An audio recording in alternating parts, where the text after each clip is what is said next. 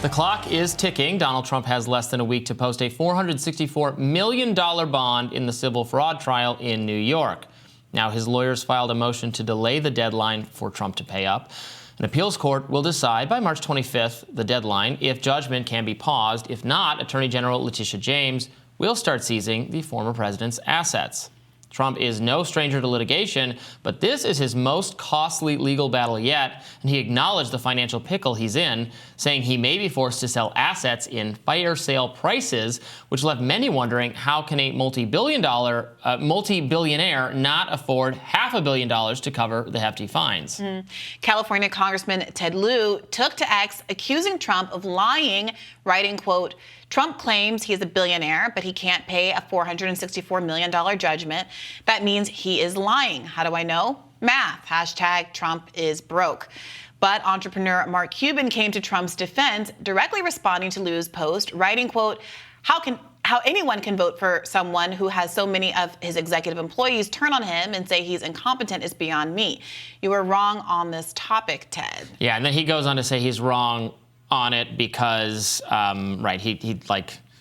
he might be worth that on paper, right, but it doesn't mean he has that amount of cash in the bank. So that's kind of like an unfair gotcha type thing. I mean, he's saying, right, he might have to sell off his assets are worth that combined, right, but that assets are somewhat intangible. It's what people are willing to pay for it. So that's not, doesn't mean he just has it sitting in the bank account and can make a direct deposit payment to Letitia James. For sure. Look, I do think it's somewhat fitting that a former game show host-style president has a judgment against him that's $464 million question. But it does present some, interesting questions for an average person who is trying to run a political campaign. It's a very expensive endeavor about whether or not a blow like this is sustainable. Now, frankly, Trump is in a much better place than most people would be in this scenario because he does at least have assets to sell off.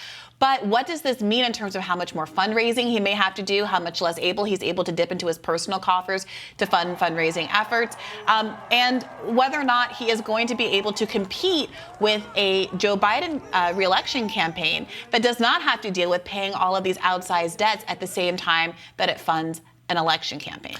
Right. And I think a lot of conservatives are wondering, was that the whole point of this effort to hamper his ability to run for president, bogging him down in this matter? Letitia James obviously running for election as New York DA on the explicit promise of finding something to prosecute Trump for. So I think it does play into a lot of exact Republican concerns about what this effort was really about. At the same time, I did see Mark Levin, who's a Fox host, conservative radio talk show host, tweeted, why are there no Republican multi-billionaires offering to lend President Trump the funds to his appeal in the outrageous case in New York State? Are none of them liquid enough to help or join with others to help? This is an outrage. It's an interesting question. Elon Musk has said that he is on the Trump train these days. He's the richest man in the world. Yeah. I thought he said, I don't know. I'm not contradicting you if you see something. No, I thought I remember him finally coming out and saying it. He supported DeSantis. I haven't not seen him specifically commit to. Oh, that's right. I'm thinking that he came out for Republicans. That's what I'm thinking of strongly. Right. He has specifically declined to. And maybe it's wrong for me to presume that since Trump is the presumptive nominee. I think he's recently said, even recently, he would not vote for Biden or Trump. Yeah. He said 2 days ago he's leaning away from Biden after a meeting with Trump. That's NBC's reporting from March 18th. So fair enough. But that being said, you're the richest man in the world. You obviously just spent $44 billion on a social media app that's having its own financial struggles, but you certainly have more than enough to spare. How much do you really care about the outcome here? I do wonder if a part of it is, do you want to give someone money who seems to be in the hole largely because of their own personal indiscretions? Whether or not you think it was a witch hunt to go after them, having put yourself in a position to be in all of these legal disputes, living your life in this way, these repeated defamation charges, which are the consequence of Donald Trump not listening to the court and keeping his mouth closed, do you want to throw good money after bad? Mm-hmm. Yeah, and also his history of not paying back. I mean, even he was in a dispute with Giuliani at one point about paying him for his legal fees. There is that aspect of it. He's thrown so many of his own people under the bus. I was listening actually to Pod Save America's most recent episode, and they were pointing out how many members of Trump's own cabinet and administration have declined to endorse him. Of course, most notably recently, Mike Pence came out saying that he was not going to endorse the former president, Bill Barr, a whole litany of people who at one time were very esteemed by Republicans as part of his own cabinet. It does seem rather unprecedented that you have so many people so close to you who have not abandoned the Republican Party. These are not Liz Cheney types, but who simply say, I cannot endorse the former president. You know, at a certain point, have there been enough important people around him that have been treated so badly that they're not willing to bail him out when they themselves were thrown under the bus? Yeah, I think that is accurate, that no one is lining up. I mean, people are willing to speak on his behalf still, especially in conservative media, but, you know, the fact that no one would want to do this speaks to a specific kind of weakness that Trump has, which is that he's never had a great relationship with, like, the Republican donor class necessarily, who all preferred other candidates, whether it was DeSantis, whether it was strongly, it was Nikki Haley, and you know, that matters. Although he's dipping now, even, I'm sorry, I didn't mean to interrupt. No, go ahead. He's dipping now even compared to his former numbers. So according to Newsweek, he raised more than $19 million in the final quarter of 2023. That's a fall of more than 20% compared with the previous quarter. So he's slipping even with respect to his own benchmark.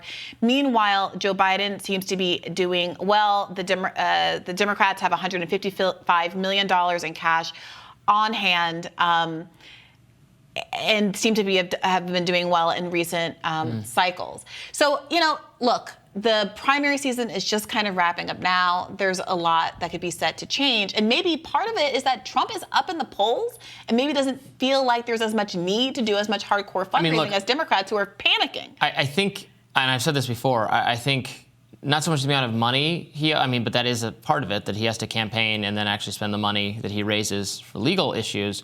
Having to appear in all these different court proceedings is going to interfere. Time is the most finite resource of all, especially for a man who is as wealthy as Donald Trump is and does, you know, have access to funds even despite the judgment against him.